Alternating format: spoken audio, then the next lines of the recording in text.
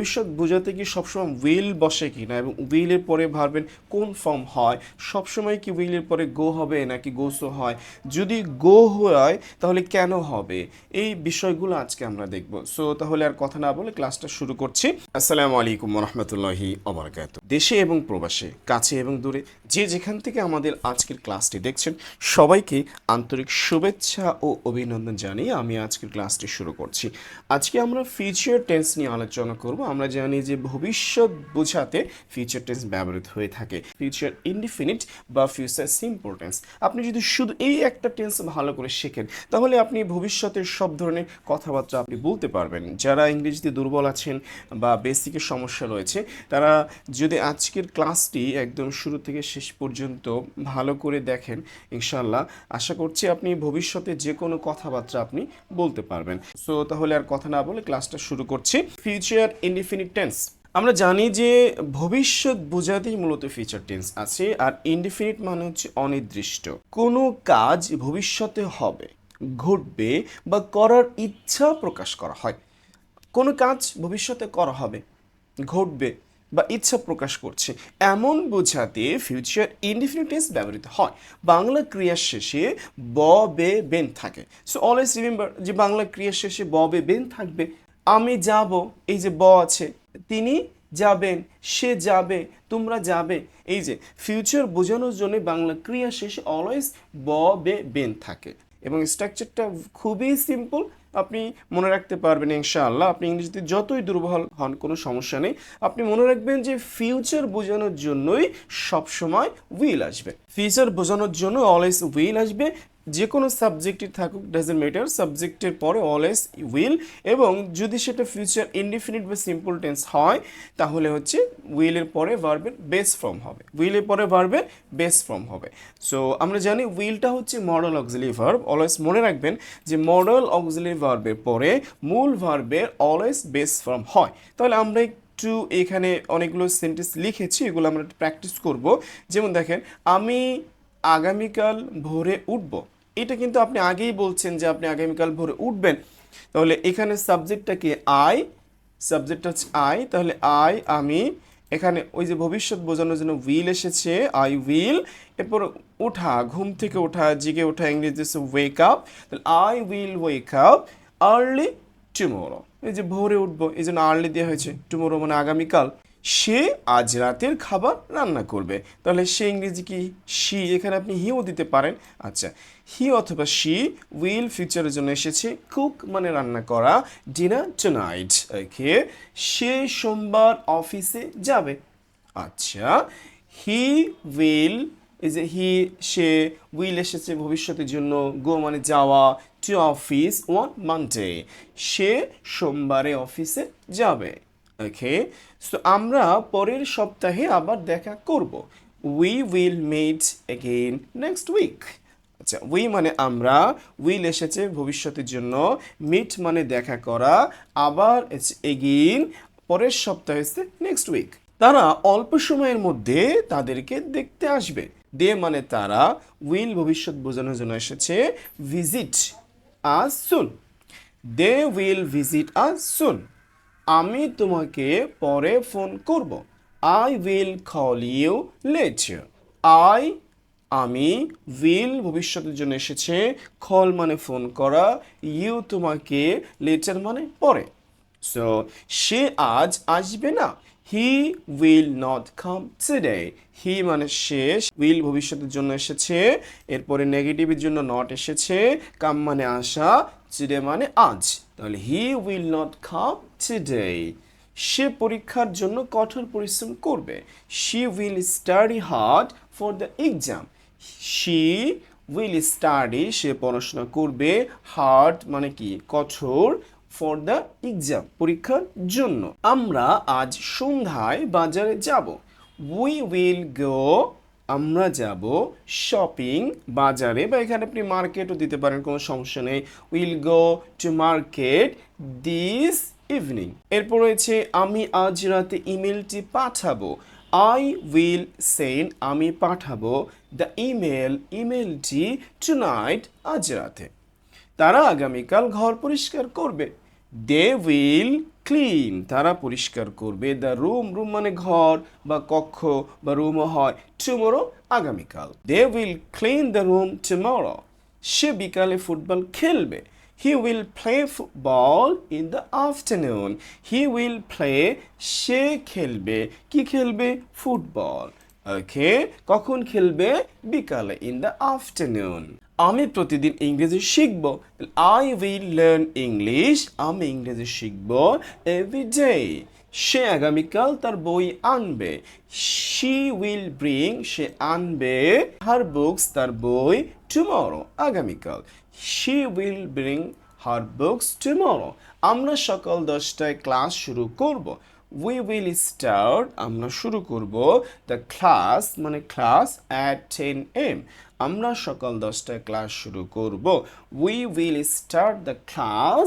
at 10 am তারা সিনেমাটি দেখবে না দে উইল নট ওয়াচ তারা দেখবে না দ্য মুভি সিনেমাটি সে সময় মতো পৌঁছবে হি উইল অ্যারাইভ সে পৌঁছাবে ওয়ান টাইম সময় মতো আমি আমার সর্বোচ্চ চেষ্টা করব I will try my best আমি আমার সর্বোচ্চ চেষ্টা করব I will try my best সে বাচ্চাটির যত্ন নেবে She will take care of the baby. She will take care মানে যত্ন নেওয়া She will take care সে যত্ন নেবে of the baby বাচ্চাটির আমরা পরের মাসে ভ্রমণে যাব We will travel next month. We will travel আমরা ভ্রমণে যাব We will travel next month আমরা পরের মাসে ভ্রমণে যাব তুমি এই বইটি ভালোবাসবে You will love তুমি ভালোবাসবে this book এই বইটি সো এত সময় আমরা দেখলাম যে কিভাবে আপনি ফিউচার ইনডেফিনিট টেন্স বা ফিউচার সিম্পল টেন্স দিয়ে বাক্য তৈরি করবেন বিষয়টা খুবই ইজি আপনি যে কোনো সাবজেক্ট ইউজ করবেন আমরা জানি সাবজেক্ট নাউন প্রনাউন হয় কোনো ব্যক্তি বা বস্তুর নাম সো এরপরে আপনি উইল ইউজ করবেন যে কোনো সাবজেক্টের ক্ষেত্রে উইল এরপরে আপনি মেন ভার্বের বেস ফর্ম দেবেন কারণ হচ্ছে আমরা জানি উইল একটা মডেল অক্সিলারি ভার্ব যে কোনো মডেল অক্সিলারি ভার্বের পরে অলওয়েজ মেন ভার্বের বেস ফর্ম হয় মানে মূল ফর্ম হয় এটার সাথে অতিরিক্ত আর কোনো কিছু এস বাই এস বা আইএনজি বা ইডি কোনো কিছু যুক্ত হয় না এরপরে আপনি আপনার প্রয়োজনীয় অবজেক্ট বা এক্সটেনশন ইউজ করবেন ভেরি সিম্পল আচ্ছা এরপরে আমরা যেটা দেখবো স্পোকেন ইংলিশে খুবই ইম্পর্টেন্ট সেটা হচ্ছে আপনি একটা সেন্টেন্স দিয়ে কিভাবে অনেকগুলো সেন্টেন্স তৈরি করবেন আমরা জানি কোশ্চেন্স দু প্রকার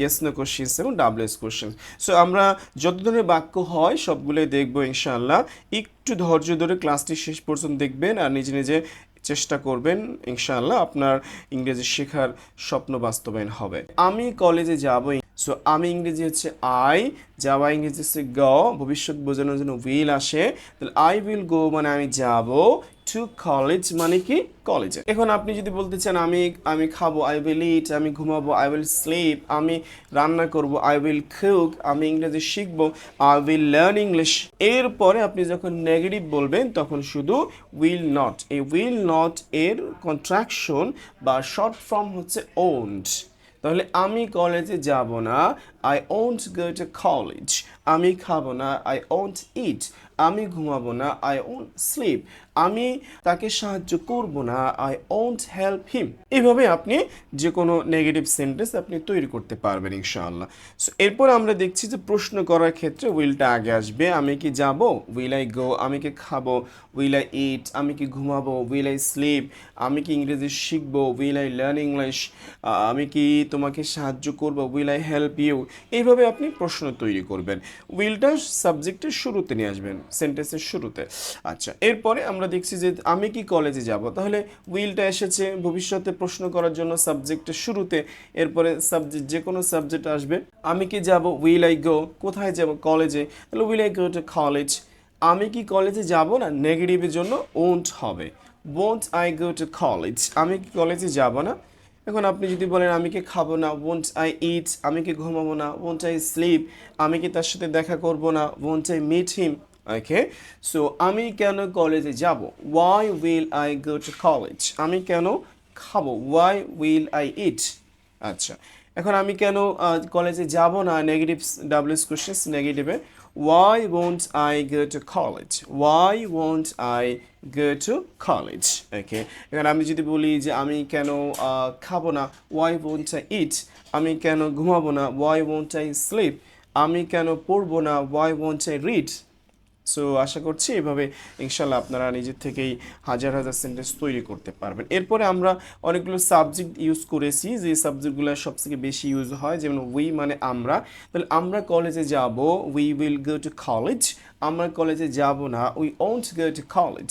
আমরা কি কলেজে যাব, will you go to college.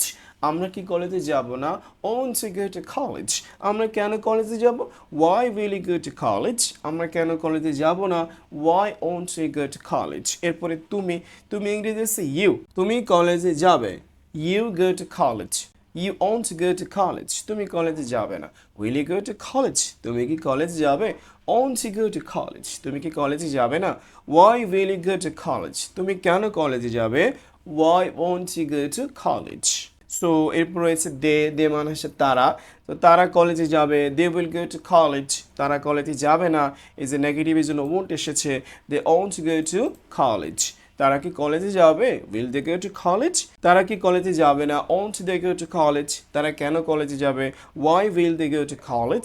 তারা কেন কলেজে যাবে না, why won't they go to college. He অর্থ সে, তাহলে সে কলেজে যাবে, he'll go to college। দেখেন এখানে মূলত ছিল he will ছিল, এটা কন্ট্রাকশন করা হয়েছে, he will go to college, সে কলেজে যাবে। নেগেটিভ যদি করি তখন হবে he won't go to college, সে কলেজে যাবে না। যদি প্রশ্ন করি সে কি কলেজে যাবে, will he go to college, সে কি আসবে, will he come। যে কোনো ভার্ব দিয়ে আপনি সেন্টেন্স তৈরি করতে পারবেন। সে কি কলেজে যাবে না, won't he go to college. সে কেন কলেজে যাবে, why will he go to college. সে কেন কলেজে যাবে না, why won't he go to college.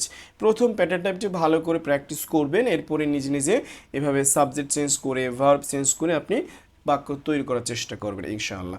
So এরপরে মোস্ট ইম্পর্টেন্ট পার্ট যেটা আমাদের স্পিকিং ডেভেলপ করার জন্য, এটা হচ্ছে ফেয়ার প্র্যাকটিস। সো এটা আমাদের খুব বেশি প্র্যাকটিস করতে হবে যারা ফ্লুয়েন্সি বাড়াতে চান।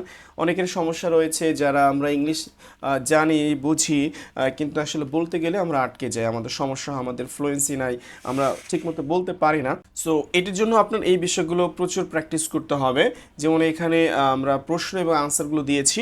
Will you visit the library tomorrow, yes I will visit the library tomorrow, no I won't visit the library tomorrow.